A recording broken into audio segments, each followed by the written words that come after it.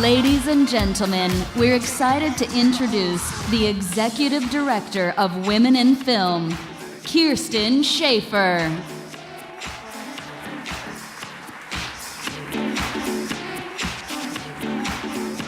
Hello, good evening. I'm honored to be at the helm of an organization that is leading a movement for gender equity and inclusiveness.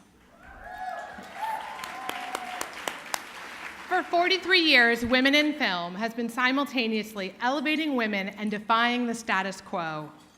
We've been educating, mentoring, nurturing, ensuring that women have the resources and skills to make it in Hollywood. And at the same time, we've been instigating change, documenting inequality, speaking out, and making waves. In the last year, we've taken an even greater challenge, designing solutions for systemic change. You'll hear more about it in a few minutes, but for now, I can tell you this. Last October, we seeded a handful of ideas, and it has been so inspirational to watch them grow. To see individuals and companies make a commitment to female-centered storytelling and to hiring more women. Let's clap for that. Women in Film is also growing and changing. We've joined forces with The Blacklist for an episodic writing lab sponsored by HBO.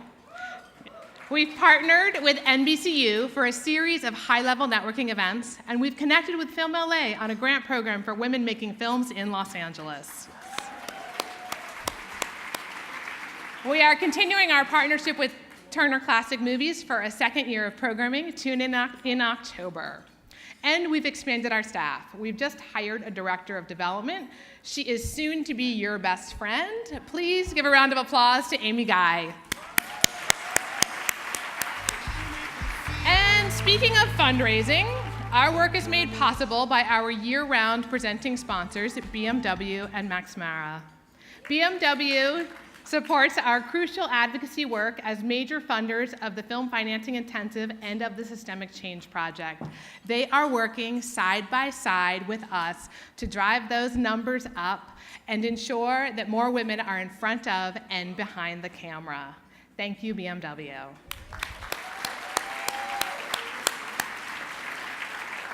Max Mara has demonstrated incredible leadership in supporting this cause and this organization for the past 15 years. Not only have they made us look beautiful tonight,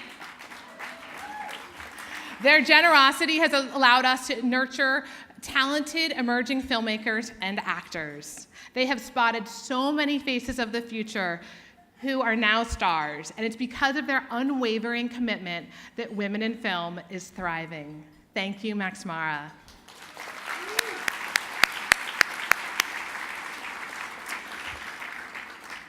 Like many of you, I'm a parent. I have 2 little girls.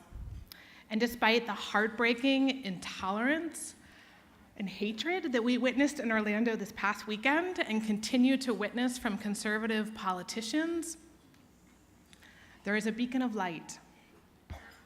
As creators of culture, the people in this room, you all have the power to design change, to ensure that the stories we bring to the world are inclusive and promote diversity, a voice and experience, to make the world a better place for my girls, your boys and girls, and the next generation. I want to thank you all for being a part of this movement and for supporting Women in Film.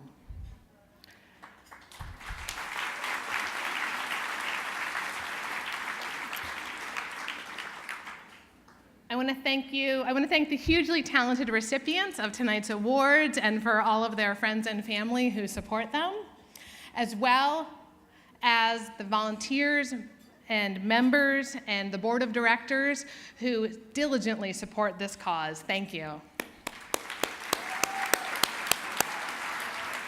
Also, a huge thank you to tonight's host committee, led by the tenacious and always lovely Iris Grossman. Where is she? There she is. I have the privilege of working alongside an extraordinary thinker, leader, teacher, and the creative force behind tonight's show. Please welcome to the stage Oscar-winning producer, head of production for STX, and board president of Women in Film, Cathy Schulman.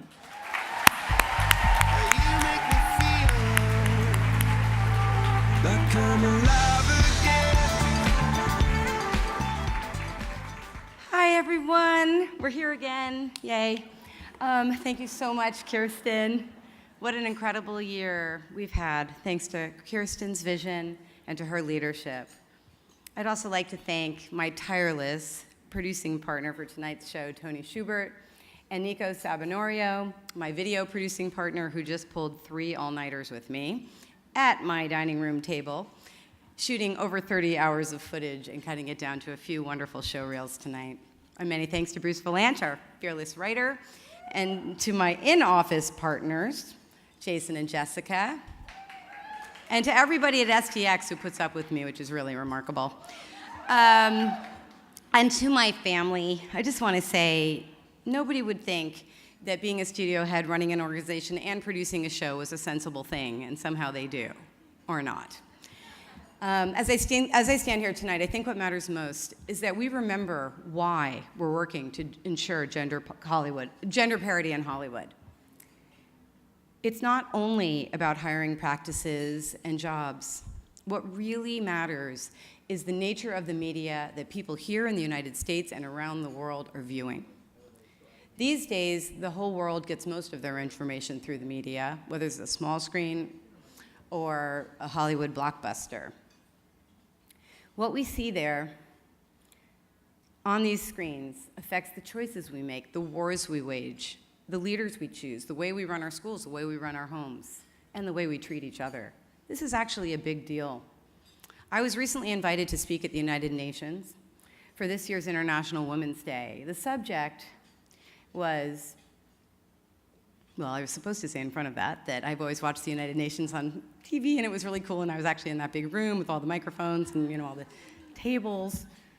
But once I was there with all those representatives around the world, they wanted to investigate the intersection point between gender and media and how it affects culture, politics, and policies around the world. So it isn't grandiose to suggest that this is a major and crucial issue. People say to me things like, oh, come on, it's not like you're, dealing with global warming. It's not like you're curing cancer. But let me say this. Of course we have to protect our world, and of course we have to make it free of disease. But once we're here, we have something to do and something to say. And that's us, this room, that's the media. We are the keepers of the histories, the stories, the communicators. And if we only create stories about men and boys, and we don't include movies and television shows that are about and by women and girls, we're not being fair. That's not our history, that's not our world. Thank you. I'm going to quickly bring you up to date from last year and what we've done. We were at the tail end last year of a 3-year campaign we called the Awareness Campaign. During that campaign, we collected an enormous amount of statistics. You're all familiar with them now. And that was done to identify the fallout points for women from the time that they enter the film festival world to their 3rd film. And guess what? It was even too big of a category because half the women fell out after their 1st film. The important thing about that study was that now we know what to do. Alongside that, we did a publicity campaign for 3 years, culminating in the New York Times and LA Times articles from last year, right around Christmas. And a lot had happened. It was really interesting. When I started as president of Women in Film 6 years ago, I couldn't get a single story, even in a trade paper. And now there's a story every day, every week, every month about parity in Hollywood and diversity in Hollywood. And why? Not just because we care about who has what jobs in a super fancy business, because the media matters. What matters is what are we saying and doing. So now we're here to launch the next 3-year campaign. You've heard a little bit about it. It's called Designing Change. It has 2 major components. One, and most importantly, we have just begun, a new series of studies, once again in partnership with our friends at Sundance Institute and also led by the Annenberg School's Stacey F. Smith and her team. Doctor, I should have said. This time what we're going to investigate is what's the reality of the gendered marketplace. Is it true that movies about and for boys and men do better than those for girls and women? Do you think that's true? It's not true. We're going to prove that. And then we'll have the numbers to show it. And we can all do the most important thing, which is to make change in this area, and it will make us all money. This will work commercially. That's what you need to hear. This will happen. I guess we want to make money. Furthermore, we're building this process, which we call the peer-to-peer process, which means that leading women and leading men who are about to hear a lot more about and see a wonderful story about will go inside the studios, networks, agencies, anyone who can make decisions about content and financing content, and begin to work together, not in shaming, but in togetherness, figuring out how to end this parity divide once and for all. So enjoy the show.